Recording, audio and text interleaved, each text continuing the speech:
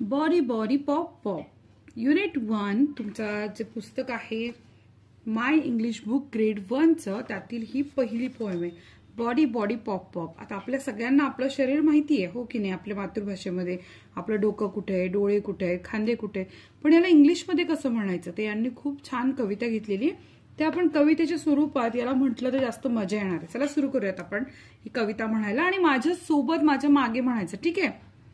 Body body pop pop body body pop pop body body pop pop pop touch your head touch your shoulders body body pop pop pop touch your eyes touch your ears body body pop pop pop touch your nose touch your mouth body body pop pop pop touch your hand touch your feet body body pop pop pop।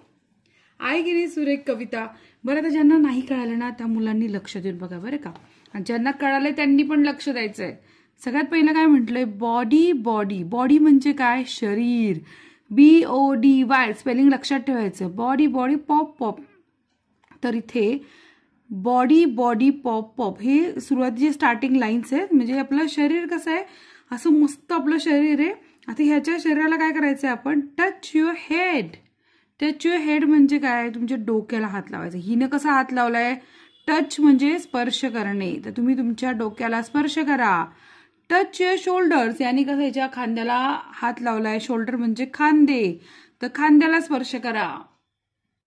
हवं तर तुम्ही तुमच्या वह्यांमध्ये पण लिहू शकता की head म्हणजे काय, डोकं, हो की नाही, किंवा आता इथं शोल्डर आहे, शोल्डर म्हणजे खांदे, आणि टच म्हणजे तुम्हाला माहितीच आहे ना, टच म्हणजे काय, स्पर्श करणे, स्पर्श। Body body pop pop pop. आता टच युअर आईज, आईज म्हणजे डोळे। तुम्ही म्हणाल टीचर हे तर जगात सोपं आहे, हे आम्हाला अगदीच माहिती आहे, डोळे। टच युअर इयर्स, इयर्स म्हणजे काय, कान, इयर्स का म्हटलंय, दोन कान आहेत म्हणून। Body body pop pop pop. Touch your nose, तुमच्या नाकाला स्पर्श करा, नोज म्हणजे काय, नाक, तर इथं कुणी म्हटलं नोज तर लगेच लक्षात ठेवायचं, स्पेलिंग खास करून लक्षात ठेवायचं, NOSE nose. Touch your mouth, mouth म्हणजे काय, आपलं तोंड, हा, चेहरा नाही, हे तोंड, जिथून आपण खातो ते तोंड, हा, फरक लक्षात घ्या।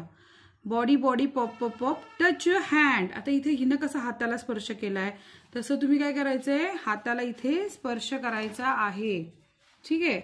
तर इथे हँड म्हणजे हात, हा, आणि बोट म्हटलं तर काय म्हटलं असतं, फिंगर्स, सो फरक लक्षात घ्या। आणि फीट, फीट म्हणजे काय, तुमची पाऊलं जी आहेत त्यांना स्पर्श करायचा तुम्ही इथे।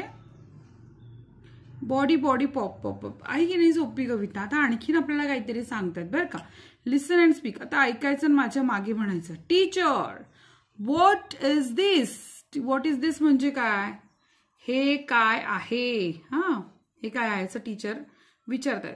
तर तो म्हणतो दिस इज माय नेक, ही माझी मान आहे। नेक म्हणजे काय, नेकचा अर्थ मान। टीचर म्हणतात शो मी युअर फिंगर्स, तुमची बोटं दाखवा। लगेच त्याने दीज आर माय, इथं काय येणार, फिंगर्स, बोटं दाखवा म्हटलं ही फिंगर्स आहेत। टीचर विचारतात वेअर इज युअर चिन, चिन म्हणजे काय, हनुवटी, चिन म्हणजे हनुवटी, तुमचा चेहरा आहे ना, तुम्हाला माहिती पाहिजे की नाही। स्टुडंट म्हणतात this is, here is my chin, okay, ठीक आहे। सो अशा प्रकारे हिअर इज माय चिन किंवा हिअर इज चिन असंही म्हणू शकता।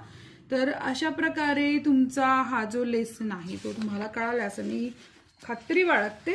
तर हे झालं तुमचं पुस्तक। पुस्तकाचा सेकंड पार्ट आपण नंतरच्या व्हिडिओत बघूया, चालेल। Bye bye, take care. Video आवडला लाईक करा, चॅनलला सबस्क्राईब करा।